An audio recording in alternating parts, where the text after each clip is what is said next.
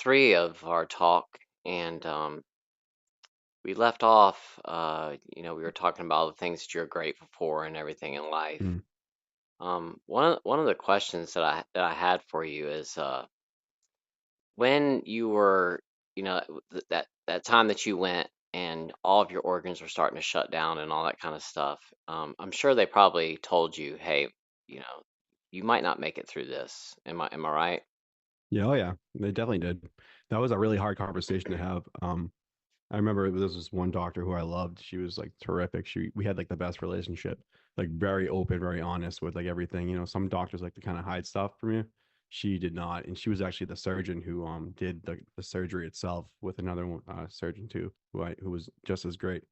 But yeah, no, I that when they was your question when they ask like when? My question was going to be, but you could talk about that as well. But my No, question that's was going to be for you is that what went through your mind when they told you you might not make it through this? yeah. So good question. So like basically you what I did was you know that thing when people die or they have close, near death experiences, their life flashes before their eyes. Honestly, that's really what happened. So I remember I was my mother and father were in the room at the time, and I'm like sitting in this wheelchair because I can't even walk. That's how sick I was. And the nurses, the doctor is telling me, you have 2 weeks left of life. This is that serious. You're going to die in 2 to 3 weeks. So my mind just like it was crazy, man. Like it started like scramble. Like I started like honestly, like it was the room started spinning. I was seeing like fragments of like my future that wouldn't exist. It was weird. I could like see the things that I thought was going to happen, and then realizing very quickly that these things weren't going to happen in my future, and that I actually they're it's gone. It's my life is over. I ruined it. That's how it felt. I had kind of similar experience, but it was like I just accepted it and was like, okay. There was like this really weird feeling of peace about it. I didn't like get like all freaked out or anything. This is the first time I went to the hospital and the doctor told me, hey man, you got so much stuff wrong with you. I don't know if we're gonna be able to save your life. And I remember just laying there and going, well, I guess this is it, and this is how I'm gonna go out. And I caused all of this to happen. And wow, you It's just intense. It's an intense feeling. It's like probably the most intense feeling that you'll ever have if you ever, unfortunately ever have to experience that, which I hope no one of our listeners ever have to do that. But, it's like I remember doing this thing. It was like a personal inventory that I heard somewhere before. And I started doing that. I started thinking, okay, like, all right, my life is over. And then this is a good thing for sobriety too, if you're trying to like maintain your sobriety. um I call it a personal inventory in that sense that you start thinking of like, okay, like how many good things did I do, and you start kind of going over the things that you remember. Like a lot of us, we actually forget the good things and just only remember the bad. And then you really like be intentional about like finding those good things that you want, that you did, and thinking about like go just chapter through chapter in your life and think of like anything that you might have done that was a good thing. And don't really necessarily worry about the bad stuff, because the bad things, and you won't forget that anyways. But yeah. I did that, and I realized at the end of it, I was like, well, I am a better person than a good person. I am worth, existing and being, out in the world, right? It was like all these like wonderful feelings came up where, after sifting through it night after night, trying to figure out if am I good or bad, like where am I going to go after I die? Um, we, I trust me, everyone on this planet, for the most part, is in the, they're in the plus, not the negative. So, Yeah. don't, go easy on yourself, honestly. If you're really lost, like I was, like super, super stuck in addiction, stop for a second and think, I am actually worth it. Like there is something going on, around me that I can just feel it that I am a good person because I know it deep down. And if you know it deep down, then you know it deep down. Like only you know that. So Did you ever seek help? no, that was the reason why my 125 days didn't work. So when I tried that 20-25 days, I had no support. I had no community. I had no one like kind of holding accountability of my my behavior and my thoughts, my emotions, everything. And I can't stress that point enough, man. If you're struggling, like you have to get some kind of community and some kind of like either therapy or involvement. You need to tell someone about your problem, because by holding it in, it's just going to blow up. It's going to get worse, like it did for me. So seek out, go to AA, find a community. It doesn't have to be AA. I mean, I went to AA a few times. It was okay, but honestly, what saved me was, just staying sober and being sober in with like people that you want to be sober with. You don't want to go back to your old behaviors or areas of like living, because that's just going to trigger bad behavior and habits that are happened many many times that have gotten you nowhere. So you need to stop that right now, and then start thinking, okay, I need to hang out with different kind of people. Yeah. Um, what is like now that you've had your liver transplant and all that kind of stuff? Mm. What's your diet like now? Like, do you have to eat only particular foods? Are you taking pancreatic enzymes when you eat? Like, what's going on with you as far as your diet's concerned? If you don't mind me Y- asking. No, no, it's fine. Yeah, no, I mean, as far as the diet go, I mean, for so many years up until the transplant, I mean, well, when the day of the transplant happened afterwards, yeah, you're on like crazy, crazy diet. You can only eat, they call it like a renal diet, which is like nothing, just like water basically. And then they slowly introduce protein back into you. And then finally they say, okay, you can eat kind of whatever you want, but you got to be careful. So I can't eat like anything stupid. Like every now and then I'll eat, like something that's not good for me. But I keep it pretty healthy, honestly. Like I heavy, go with the protein because that just fills you up. And fruits, I love fruits. Vegetables are great. But just constantly having like the very same kind of meals over and over and over is actually really good for like my digestion and like the weight I want to be and like the health I want to be. So it's a huge part of like transplant life. Like transplant life afterwards is no picnic, man. Like for the rest of my life, I'm gonna have to take these immunosuppressant drugs that are just so harsh on your body and they make you gain weight like crazy. So like to maintain a healthy weight after a liver transplant, it's like so hard.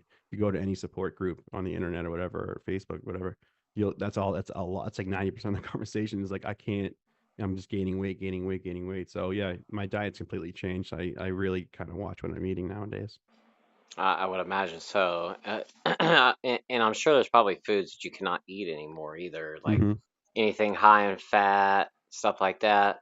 Yeah. Well, you know what's weird? This is a weird thing, but your immunosuppressant drugs are so strong because what they're doing, for people who don't understand like what that means, it's a drug that you take that literally it makes your body sick enough that your body doesn't attack the organ enough. So it's like they figured it out with like I don't know how they figured it out, but they did that the medicine blocks the all the cells you have, the white blood cells that make things get better. It actually blocks it to the point where it kind of makes your liver like in a state that it won't be attacked by anything in your body. So you constantly are on these drugs. Like for the rest of my life, I'll be on tacrolimus and Celsep.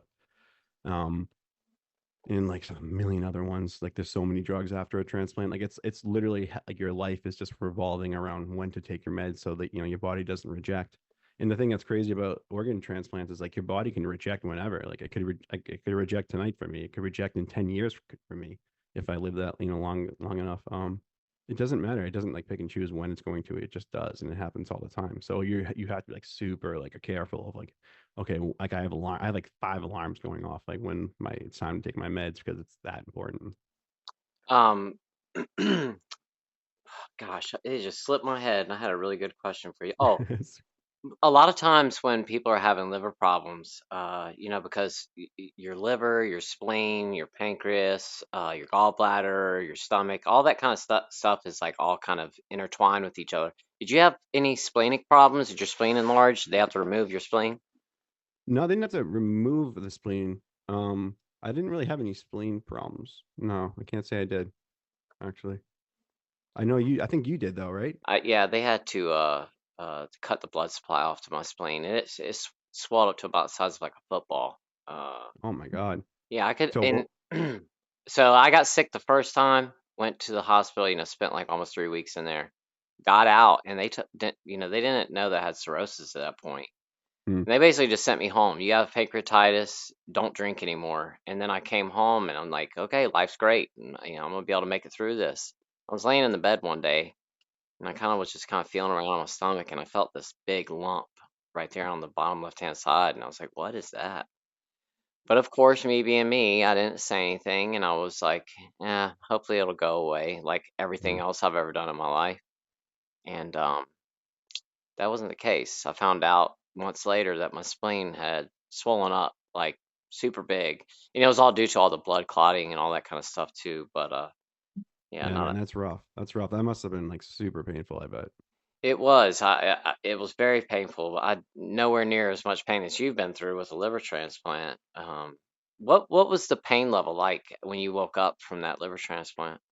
So at first it's like it's super it's hard to explain. Like you don't feel anything for that first like 12 hours, but then as the pain meds wear off, man, it's like a hurricane of pain. Like all of a sudden it starts where the incision was, and you're like, whoa, what is this? And then all of a sudden it just starts like, you like my stomach, it looks like a map that was, stomped on in New York City subway. It's like it's all the scars, man. It's just crazy like what they can do. I mean, they did a great job, like not going nuts and like making it look like a New York City's newspaper, whatever. But it's messy as far as like all like the because I had the ileostomy surgery, I had the endoscopy. Oh, that's not an endoscopy. I had the transplant, I had the liver transplant and the kidney transplant. So there's just like scars everywhere. But that in itself, man, is like reason enough. When you look at yourself in the mirror after a transplant, you're like, okay, wow, wow, well, like nice going, man. Like did you not learn anything from that? And obviously, yes, I have. I'm a completely different human now, but it is a constant reminder in a good way. Honestly, it shows me that I'm alive. I made it. I'm still here. I'm still fighting, and I'm still kicking it. So Y- it's a good thing in a weird way. You have the battle scars that remind you Battle every day. scars, Yeah. chicks dig scars, man. Yeah, Another not question maybe for you. not these ones. A lot of times when when we end up with ascites, I've spoken to so many people that have had ascites and stuff, and most Mhm. people end up with hernias. And you ended up with some hernias Oh as yeah. well, didn't you?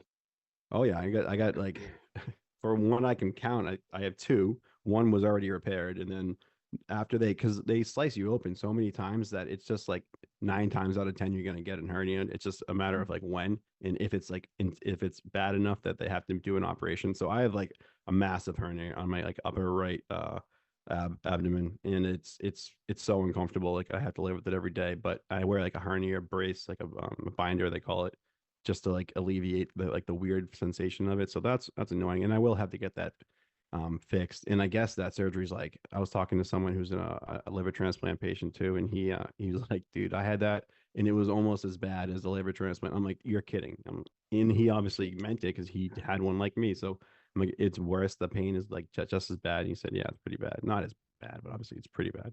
Yeah, I have But two yeah, hernias too, and I I went was and gonna ask you that. Yeah. yeah, I went and spoke. They're umbilical. I have like a para umbilical and then an umbilical hernia. They're both in the same place, right where my belly button is. But I went and Are you gonna get spoke. them? Are you gonna get them like repaired So or fixed or anything? So I've already spoken with the surgical team, and I'm good all the way up until the end of the year if I want to go have it done. It's just one of those things where I'm like, my brother is an RN nurse, and he works in surgery at the VA hospital. Mm, And he told me, he's like, hey man, if it's not bothering you that bad, don't go underneath the knife unless you yep. absolutely have to. So I've been kind of teeter tottering on what I want to do with it. But Yeah, me too. one of the things with it is, and I'm sure that you know about this, can you push it back in? I'm sorry. Can you push your Yes. hernia back in? I'm like, I'm an idiot. Yes, I can push it back and it's really gross. I like to do it to Uh, gross my wife out. I It's know, kind of fun. and that's one of the things. It's like, and the reason I'm talking about this is it's just another reason why to stop drinking now because so many it's not just your liver and all this, it's all this other stuff that comes along with it. It's like we both have hernias that you lay down in the bed and then what's the first thing you do? You put your hand down there, push it in, Yep. Oh, you it's the know, it, worst. It's so uncomfortable. It's like it's just always there, and you can it's like, feel come it. on, man. Yeah, there's so many like that's gonna happen. There's so many awful things that just happen. Like it's like major surgeries, like like the one I had. It's just awful. Like all the complications that happen. It just complications just keep coming, and they Yeah, don't like stop. yeah. And yeah, like now you have hernias. Like it's just. you know, like, I don't think people understand just the severity of what alcohol will do to you. I mean, it's like mass hysteria in the first place that we just as a culture just accept it like it's whatever when it's, you know, literally like anyone that murders someone, like in studies they've shown that like half of the people that have ever murdered anyone is like there's always some either the victim is drunk or the perpetrator is drunk, you know? Like what clearly this is not a good drug. Like it shouldn't be as widely accepted as it is. And I don't understand what we're doing as like a human species by allowing it just to continue on when we know better by now. It's just Well, I ridiculous. did a show, a whole episode on alcohol and crime mixed together. Like what, I'll like have to listen to it. you know, how they coincide with each other, and it's crazy. Like I think it was something like 90% of all violent crimes are alcohol related. Somebody is drunk that is involved in it. And it's like even higher when it comes to like domestic violence. It's something like 97% of all domestic It's violence is alcohol related. It's yeah. crazy. It's Um, literally like the most ubiquitous drug that there is in the most harmful drug there is, which is, you know, that's saying something, man. Like it that we is. don't that there's not more attention on it. It's because it's just big money backing it, and it's just been a part of our culture for so long. But I am seeing signs of like the next generation coming up actually like realizing that kind of alcohol is stupid, and it's You're almost like kind absolutely of the right. way, almost like the way kind of like cigarettes kind of went out of Cigarettes, yep. existence. You Hmm. know, it's like it's similar to that, I think. I really do think like in like 10, 20 years or so, you'll see a dramatic shift in, you know, alcohol consumption in our in at least our country. Well, I would assume maybe not the rest of the world because they really love to booze up over there. I just saw something the other day, and it was a news piece, and they were talking about you know, legalizing marijuana. And in the states where they have legalized marijuana, and you live in Boston, you guys have Oh yeah, it's recreational legal. there. Hmm. But in the states where they have legalized marijuana, alcohol sales have dropped by like 10%. And if Yeah, you think about that, that's huge. it's 10% is huge. not a little number. Hmm. I don't know what the total And revenue is in this yeah, I country. mean, it's crazy that I mean, if it honestly, like, if you look at like how much revenue that they're generating from taxes alone off the sale of marijuana, it's like remarkable. It's like outstandingly large, and there's so much money to be made. So you'll see the way of that going soon. I mean, you kind of do see it all over the country. It's popping up in more different elections coming up. So I'm sure after this election coming up, there'll be a lot more out there. Yeah. It's one of those things where it's like, you know, pick your poison. And Mm. you know, I don't often talk about, I don't think I've ever discussed this, but you know, it's one of those things to where I'd much rather see people doing that than drinking themselves to death because Oh God, yeah. Oh you God, yeah. know, I mean,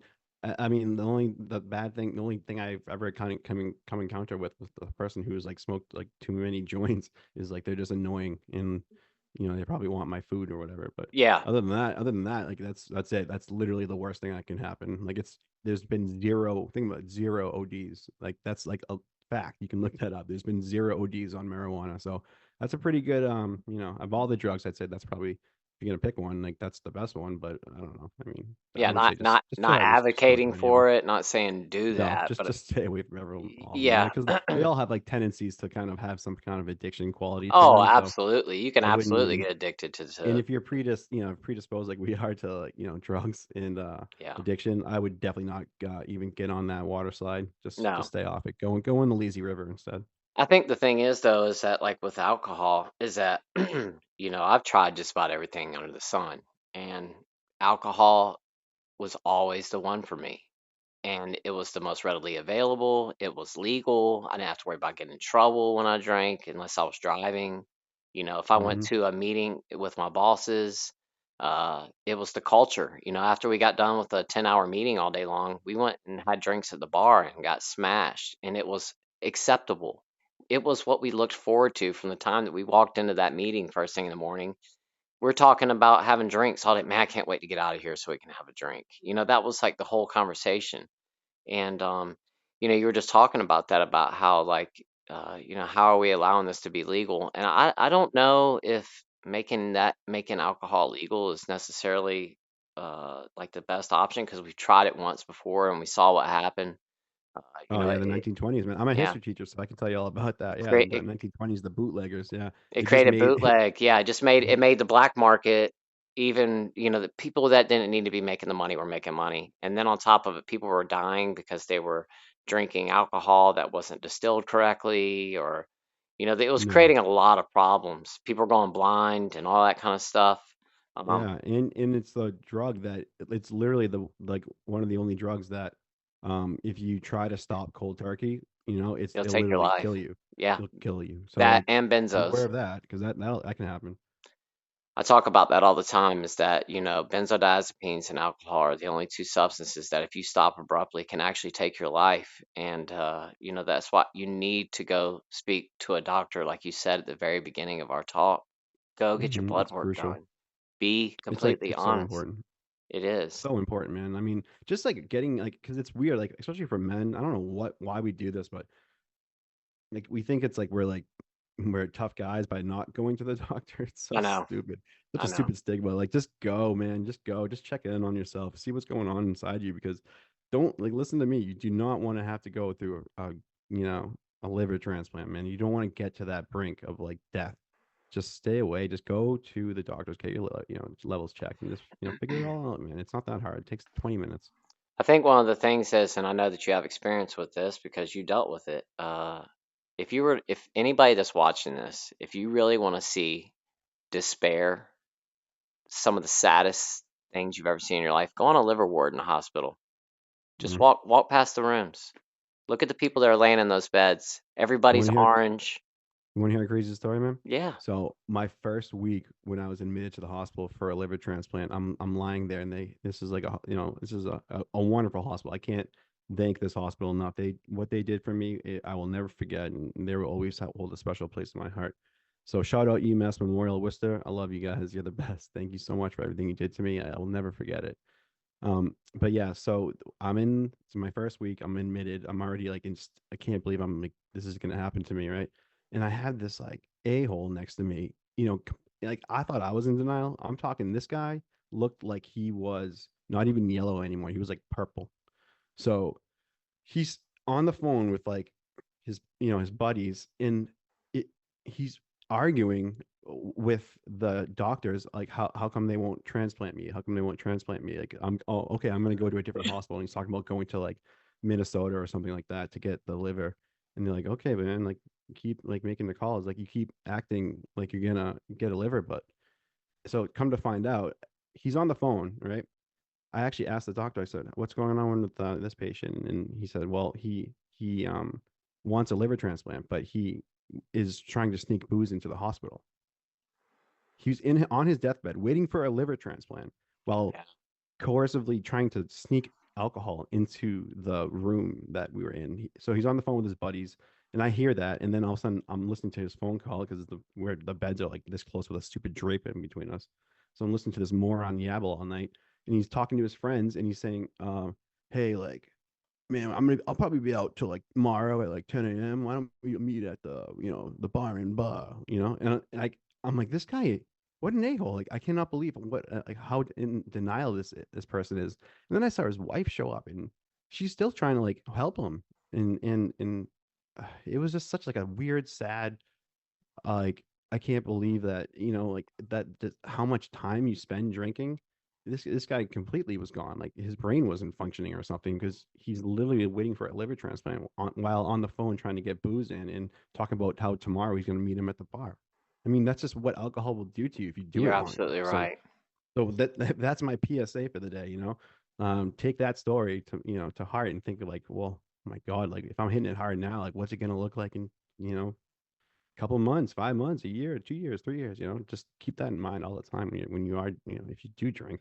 I hope There you're was not by now. there was a guy that was in the room right next to me, and they had him on S watch. I gotta watch my words here, but I'm sure you can get what I'm talking about. So there was Hmm. a nurse that had to sit right outside of his hospital room the whole time he was in there. And the guy was in there, and like it was every night there was something. Like all the nurses would have to go in there and help this guy because he would just like freak out. And I'll never forget one night he was in there screaming. He's in the next room to me, so I can hear everything that's going on. And one night he like I guess, tried to do something, and next thing you know, like police were there, and then all these nurses and doctors went in there, and it's in the middle of the night, so like all the staff is in there helping this guy, and Mm-hmm. I'll never forget him screaming. He's like, "I'm gonna die anyway. Why won't you guys just let me just end it all?" He's like, "I don't want to No, live anymore." And at one point, I got well enough to be able to get up and walk around a little bit. And I got up and walked past his room, and I looked at him, and the guy was like the color of a basketball, his whole body. mm, And I'll never forget looking at his, he had ascites, his belly was so big. And just I had to lay there and listen to him scream and say, I don't even want to live anymore. He's like, I don't have anybody, I don't have any family, I don't have any friends. I just want to go. And that was so sad, man, that he lost everything, he lost hope, and that was all and hope. that's always yeah, that's a credo, man. That I like live by. Like the reason why I'm still here today is because I didn't lose hope. I honestly didn't. I know that sounds corny coming from No, me, but it really, I just kept thinking, oh, I'll fight. I'm gonna beat this thing. I'm going to figure out how to get sober. If it takes a liver transplant, okay. Like that's my. I guess that was my journey. That was my process. That's how I had to understand this important lesson of finding my true authentic self. So this is the way I have to do it. This is my journey. And yeah, it's unbelievable. It's unbelievable just how just crazy your brain will play tricks on you. It's no, unbelievable. you're exactly right. And I was the same exact way. I just kept telling myself, I'm gonna get better. I have to get better. I've got to be here for my kids. I Hmm. can't leave them. It's And important to have that. It's so important to just know that you are worth it, man. Like you yeah, are worth it. It's not. No one is different. Everyone deserves to live like a peaceful, calm life. That's like the number one thing that we are given, no matter what. If you're lucky enough, I guess I shouldn't say that, but hopefully you are. And if you are able to breathe and live, in the world, I really do hope that you're at peace and you're not suffering like the way we are. And yeah, yeah, no, you're it's a exactly lot. right, man. You're exactly right. Mhm. Another thing I wanted to talk to you about, and we discussed this, and you said it was cool if we talked about it, Mm, was with your organ transplant. That we've talked about that there's like, memories attached to organs. Could you mhm. talk a little bit about like your experiences with that? I know it's kind of off subject, but I just find it No, so it's interesting. I'm sure people will find it interesting, like that Yeah, kind of like weird, like it's like the paranormal stuff of transplant yeah. life. Yeah, so let me just preface this by saying that once you get an organ transplant, you because of the HIPAA violations and things like that, the medical world uses, you can't access any information about the patient, the person that had to pass away, the person that died rather, and where they came from, that kind of stuff. Any personal information they leave out. So, but they do tell you the sex of the donor and the age. So the liver transplant patient was a female, not don't know from where from, and she was 24. So really sad, I guess. I think about that all the time. And then the kidney transplant donor was an older gentleman.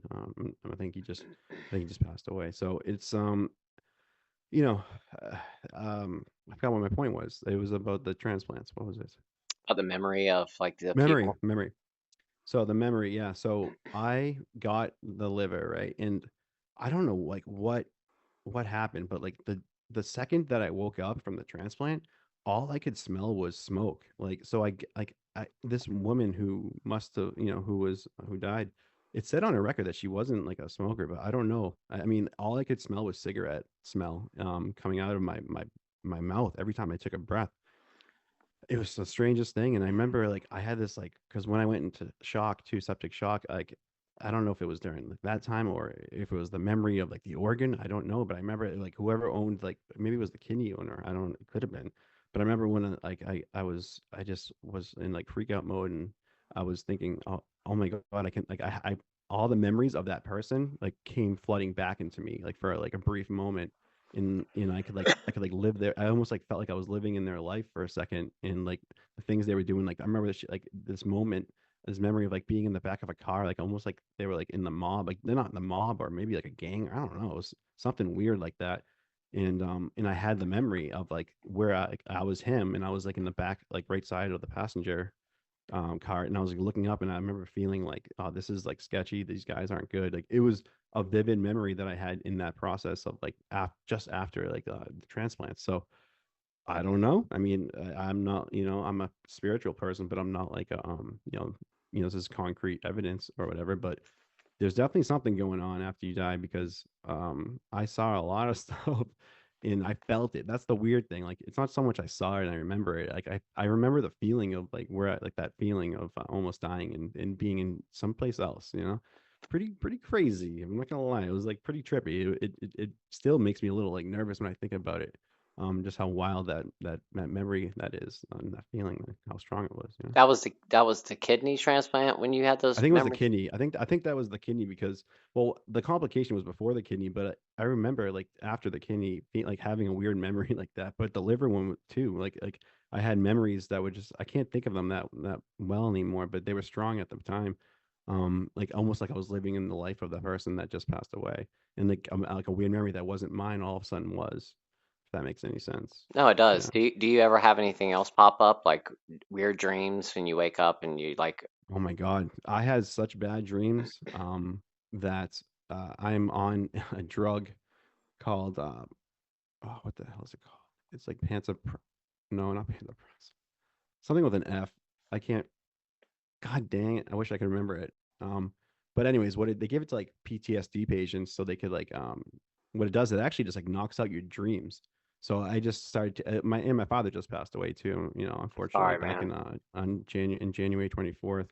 God rest his soul. He was the best dad ever. So your dad rest in shout peace. out to my father. He was such a huge part of my who I am now and the person I am now because of him. So but yeah, it's like I just lost track of my thought because of that. Oh, okay, honestly, that a lot of that's probably because of like the memory loss stuff. Honestly, You were talking like about that medication you have to take to knock out your yeah. So it dreams. just knocks you. Yeah, I'm sorry. So yeah, it just so basically you take it and then it just stops you from dreaming, and that's what I take every night now. Um, it's like a blood pressure medicine that's supposed to be, but honestly, it works really great for not having nightmares like I do. But yeah, the dreams do like before I got on the meds. I had like very vivid dreams of like things that like lives that I like lived maybe past or future. I don't know, or maybe it was the transplant people's lives or memories or something. But yeah, stuff like that would, and definitely we're having a lot. I was after a transplant, you're not sleeping because you know this because you've been in the hospital for a long time. Like you don't sleep and like you kind of like get on weird schedules, and then after the transplant, you're still not like fixed. You're like your sleep schedule is still like very weird and messy and like confusing. So you just don't sleep well. Like I don't sleep that great anymore, but I mean now I do because like I eat better. I am like I go to the gym and stuff, and I my wife it calms me down. And she helps, and it's just like yeah, it's a lot of stuff. It's a unfortunately the dreams they do kind of are like little lenses into, well, maybe something else out there. And Did I don't did know, I guess I believe it. I don't know. did the doctors have a conversation with you about that, like before or after the transplant, about those memories? Yeah, yeah, no, it's very common. I mean, that's like one of the first, like it's short-term memory. So like I can't, like for instance, like during this interview, like there are a lot of times where I'm talking and then I lose track of what I was talking. Like that kind of stuff happens so frequently, and it's very annoying. It So you happens just to me gotta, too. You're not the only one, dude. yeah, it's awful, man. Like I'll forget why I walk into. I mean, people do this all the time. They forget why they walk into the room, right? But that, I mean, not like 12 times a day. That's like what happens to us because the immunosuppressant drugs I'm on are so strong that it kind of like slows the processing time of your brain. So you gotta have all these little tips and tricks and things that you do, and to help it, but it's still never going to be back to maximum capacity. And the same thing with my life. Like I'm sure I would have lived like a much longer life, and I hope I do live a very long, healthy, happy life. But after it does diminish your life expectancy after transplant. So don't, even if you do drink yourself to a transplant like I did, don't just think it after it's a cake, because it's not. It's like hell. You have to go to the doctors all the time. You gotta get blood labs done twice. Like right now, I was going twice a week, and now they just dropped me down to once a week. But it's still, I have to like leave work, find times on like a Saturday morning to get it done. So it's just, you have to do that too for the rest of your life, pretty much, until they stop you like maybe like once a month or whatever. No, you're But yeah, exactly right. it's just so much work, man. It's like a full-time job on top of like whatever job that you have, on top of that, on top of life. So it's just like it's so much work to be a transplant patient, and then the after part's no picnic either. It's it's a long process of never having to forget your meds. Uh, Always being on top of it. it is. It's a full-time It's a job. You're job. It's a constantly at the job doctor. W- constantly. Like I have like 3 doctor's appointments coming up in the next like week or two. I know I gotta go to the doctor this week too. Yeah. Um, I've got so many things I want to talk to you about, and I don't want to take your whole entire day away from you talking about it. Uh, do you mind if we do like one more like maybe like 15-minute section after this? No, of course Okay. not. Well, let's go ahead if you don't mind, and we'll go ahead and end this little part right here because we're at 35 minutes right now. Yeah, And this is then good. We're actually kind of we're going for like the Joe Rogan record right now. I feel. you're not kidding, dude. But this is such a good conversation, man. All Yeah, right. we can go on. I can go on forever about this I stuff. know, me too. I don't shut up. So, all right. Well, thank you so much, guys, for watching part three. And then we're going to go ahead and get off here and dive into the last section of this because I've got so many more questions for you. I don't want to stay too much longer after this, but I just have some more things to ask you. It's cool, So, man. It's cool. This is gonna be my first episode I'm releasing to my podcast. So check it out. absolutely. The Willpower Podcast. But we'll say that again at Willpower. the end. And I love that name too, dude. Yeah, That's man. such a good name It's to kind of pick. like corny, but it's kind of cool at the No, same it's time. awesome. I love it. I love it. Yeah. All right, guys. Well, thank you so much for watching part three. I really do appreciate it. And we'll be back with the last section. So thank you so much for watching. Thanks, everybody. And